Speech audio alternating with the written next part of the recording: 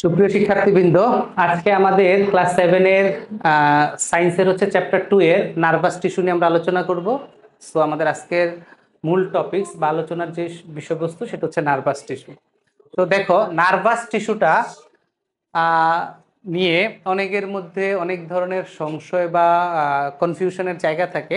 আমি আজকে চেষ্টা করতেছি এই ভিডিওর মাধ্যমে নার্ভাস টিস্যুর ডিটেলস এবং যত কনফিউশনের জায়গা আছে যতটা সহজবোধ্য করে দূর করা যায় আমি চেষ্টা করতেছি।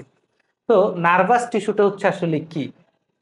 তো আমরা এই চ্যাপ্টারের প্রথমে আলোচনা করেছিলাম যে এনিমেল যে টিস্যুটার 4টা ব্রাঞ্চ, তার মধ্যে ফোর্থ যেটা মানে ফার্স্ট হচ্ছে এপিথেলিয়াল, তারপর হচ্ছে মাসকুলার, থার্ড হচ্ছে কানেকটিভ, ফোর্থ হচ্ছে নার্ভাস টিস্যু।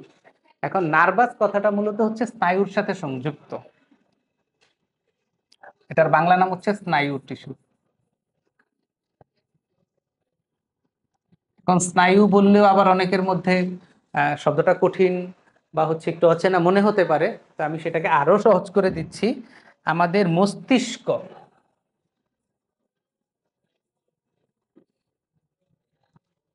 মস্তিষ্ক, ব্রেন, এটার সাথে সংযুক্ত যে টিস্যুগুলো সেটাই হচ্ছে নার্ভাস টিস্যু বা স্নায়ু টিস্যু। এখন আমি যদি এটাকে ডেফিনেশন আকারে বলতে যাই বা পরীক্ষায় ডেফিনেশন এটার আসে, তোমরা সেক্ষেত্রে কিভাবে এটা ডেফিনেশনটাকে লিখবা বা এক্সপ্লেন করবা? দেখো, nervous tissue is a special tissue which is responsible for transmitting and receiving signals from any part of the body. আমি আবারও বলতেছি, হোয়াট ইজ নার্ভাস টিস্যু বা নার্ভাস টিস্যুর ডেফিনেশন যদি পরীক্ষায় আসে কিভাবে লিখবা? Nervous tissue is a special tissue which is responsible for transmitting and receiving any signals from or any part of the body.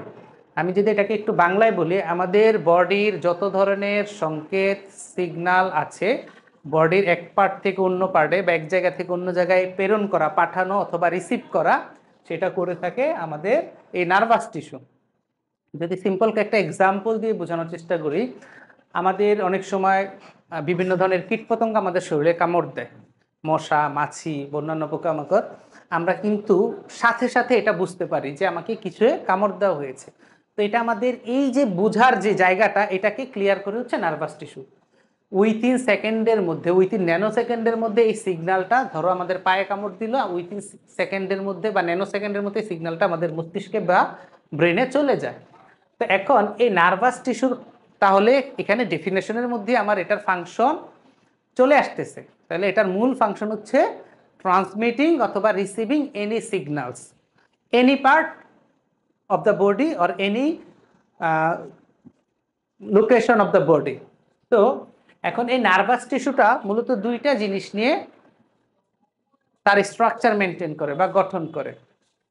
একটা হচ্ছে সেল বডি, আর একটা হচ্ছে আমাদের যে ফিগার দেওয়া আছে তোমাদের ক্লাস 7-এর টেক্সট বুকে, সেখানে যদি আমি ফিগারটাকে একটু এক্সপ্লেন করতে চাই, তাহলে সেইখানে উপরের যে অংশটা,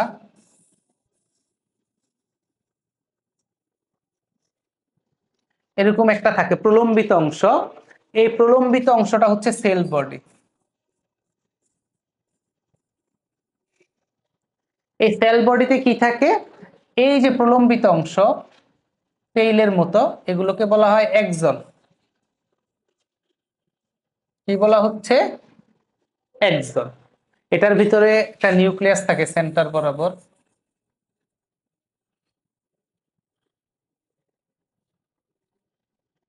এটার নাম হচ্ছে নিউক্লিয়াস। তাহলে এটা হচ্ছে সেল বডি। আর নিচের দিকে যেটা থাকে প্রলম্বিত অংশ,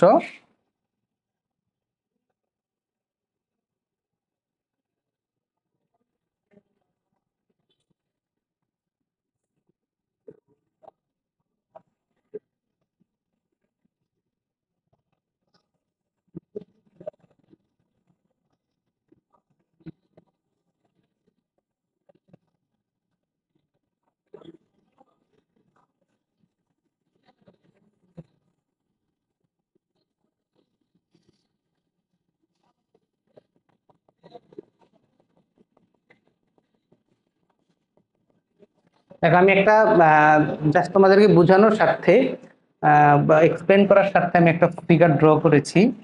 আহ, এখানে এই যে নিচের দিকে যে অংশটা, এগুলো হচ্ছে ডেনড্রন। আর এখানে দেখো এই যে এগুলোকে বলা হয় মাইলিন শীট। হ্যাঁ, মাঝখানের এই অংশটাকে বলা হয় রিনভিয়ার ফাইলাম। এটাকে বলা হয় তোমার সিনাপটিক্স বা সিনাপস। আর এই মাথার অংশগুলো থাকে সিনাপটিক নবস। তো এই বিষয়গুলো বা এই অংশগুলো নিয়ে cell body, nucleus, axon, myelin sheath, Ranvier ফাইলাম, সিনাপস, সিনাপটিক নব, এইটা নিয়ে হচ্ছে আমাদের নার্ভাস টিস্যু স্ট্রাকচার করে বা ফর্ম করে।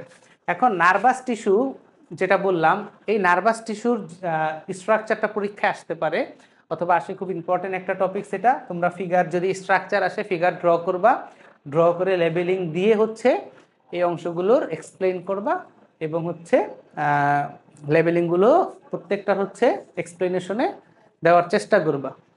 তো নার্ভাস টিস্যুটা হচ্ছে বেসিক্যালি এটা বড় কোশ্চেনে আসে সিতে অথবা ডিতে। তো এই হচ্ছে নার্ভাস টিস্যু নিয়ে আজকের আলোচনা। তোমাদের এখান থেকে যদি কোনো কিছু নিয়ে প্রশ্ন থাকে অথবা আরো জানার থাকে, তাহলে ঈদের পরে যে রেগুলার ক্লাস হচ্ছে সেখানে তোমাদের সাথে দেখা হচ্ছে, সেখানে বলবা। আর বাসায় চেষ্টা করবা epithelial tissue, muscular tissue, connective tissue এবং হচ্ছে যে নার্ভাস টিস্যু, এই 4 প্রকার টিস্যু একটু ভালো করে বাসায় পড়ার জন্য। তোমাদের এখান থেকে পরীক্ষায় টপিক 100% আসবে। যেটাই আসুক এই 4টার ভিতর 1টা 2টা তোমরা কমন পাবা আশা রাখি। তো চেষ্টা করেছি তোমাদেরকে টিস্যু নিয়ে যারা লাস্ট দিকে ক্লাসগুলোতে আসো নাই তাদের জন্য যাতে হেল্পফুল হয়। তোমরা বাসায় ভিডিওটা দেখে বাসায় নিজে একটু পড়বা, কনসেপ্টটা ক্লিয়ার হয়ে যাবে। যারা ক্লাস করেছো তাদের তো কনসেপ্ট ক্লিয়ার আছে আশা করি। তো আজকে এই পর্যন্তই। সবাই ভালো থাকো, সুস্থ থাকো। ইনশাল্লাহ তোমাদের সাথে ক্লাসে দেখা হচ্ছে।